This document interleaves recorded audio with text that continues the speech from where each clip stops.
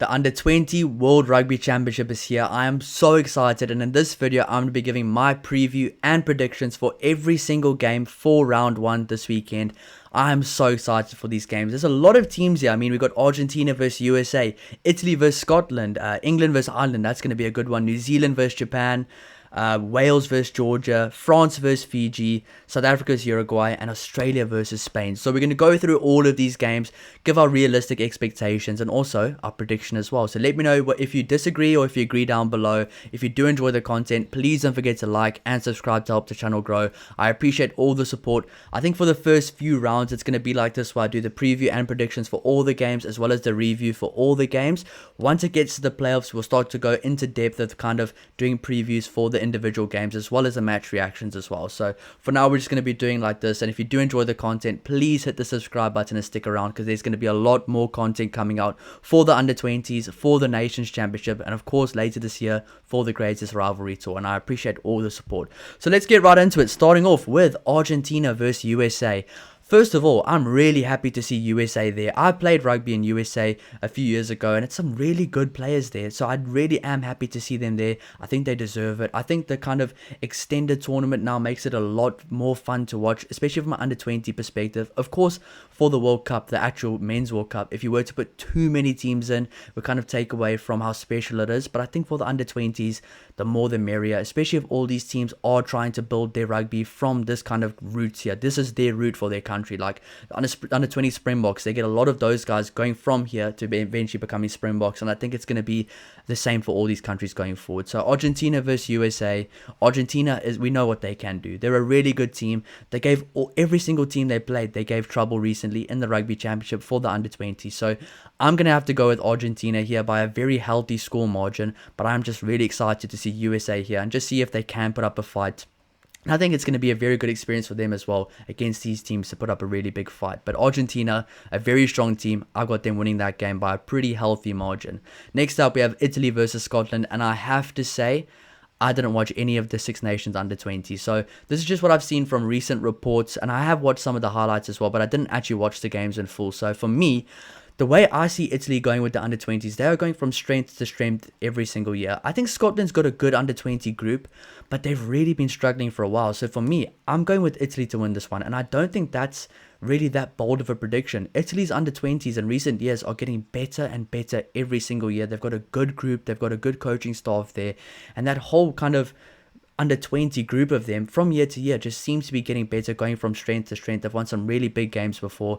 That being said, hopefully this can be the year that Scotland has a really good under 20 team, because right now the way it's been looking, it doesn't look like the future is too bright with how the under 20s have been doing. So I'm going with Italy to win this one by a pretty close margin. Next up, we have England versus Ireland. Now obviously Noah Caliori not there for England, so no Noah Caliori there for England. He's playing with the actual men's team. I think those types of players can make a big difference at that level. I really think they can. The guys that have been dominating at the senior level, like I think Cheswell Uester is going to make a massive impact for the junior Springboks. So not having him there is going to be a big loss, to just kind of not have those big moments. I still think they will have some really good players with some very big moments, but I can't look past this Ireland under 20 team. I know they are a very strong squad. I know England's a strong squad as well.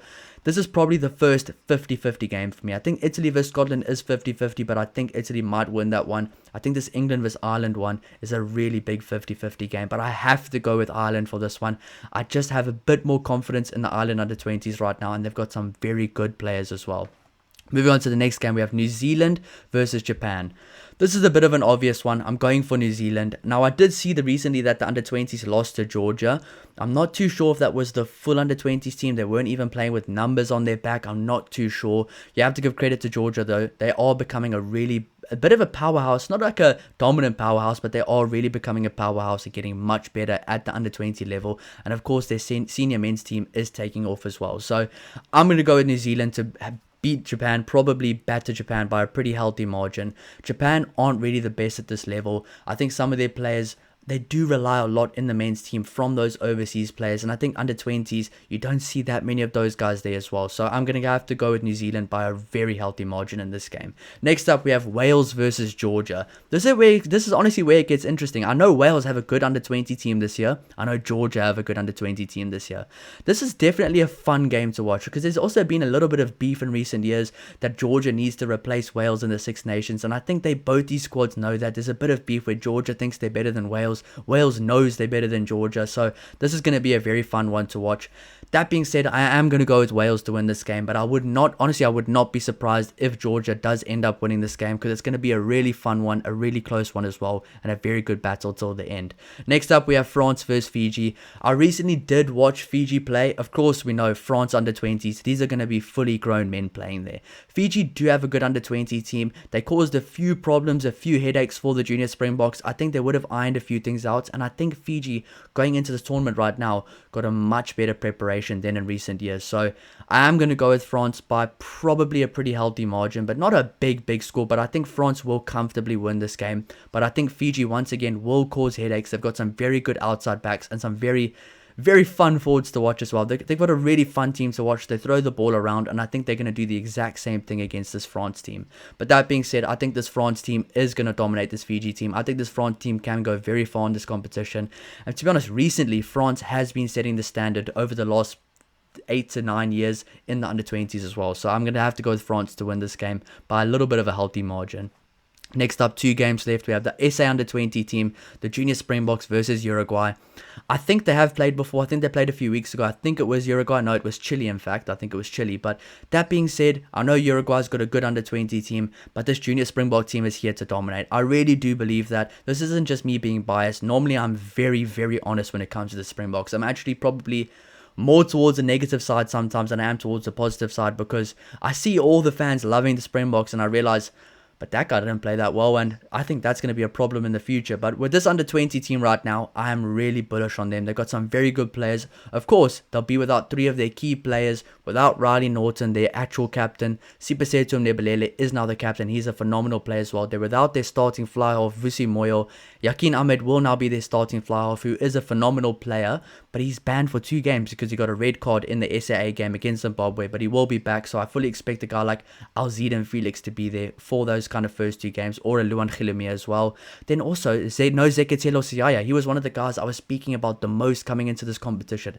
Zeketelo Siaya, I've seen comments as well saying it's unfortunate because this was going to be his last time playing for the under 20s, even though he's only under 19 this year, because he's so good that he probably will play for the Springboks next year. He's just that good. So I think he will play for the under 20s next year because the World Cup is next year. But I think that, just that being said, that just shows how strong the under 20 team is this year. A very special group. I think they have a very good chance to go back to back. I think England, Ireland, New Zealand, and probably Australia and France have a chance as well of winning this competition, but I think the Junior Springboks probably will be the favourite. So I'm going to go with the Junior Springboks, putting a pretty healthy scoreline on Uruguay. But that being said, I love watching Uruguay's senior men's team play, and I think this team is going to be full of speedsters and full of future stars who I think will have some really good rugby careers in the future. Now it's for the final game, Australia under 20 versus Spain under 20. Of course, I'm going to go with Australia for this one. But that being said, Spain is on the up in rugby. I really do believe this. Spain has some very incredible athletes, a lot of raw talent, speed, skill sets. I've seen how these guys play. They have a very good squad.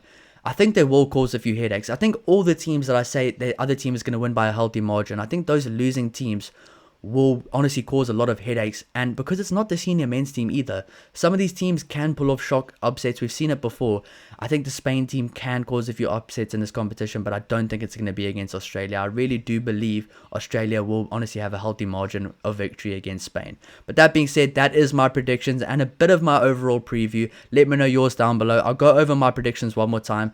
Argentina to beat USA, Italy to narrowly beat Scotland, Ireland to narrowly beat England, but I don't know about that one. New Zealand to beat Japan by a healthy score margin. Wales to beat Georgia, but that's going to be a close one as well. France to beat Fiji, but Fiji to put up a good fight.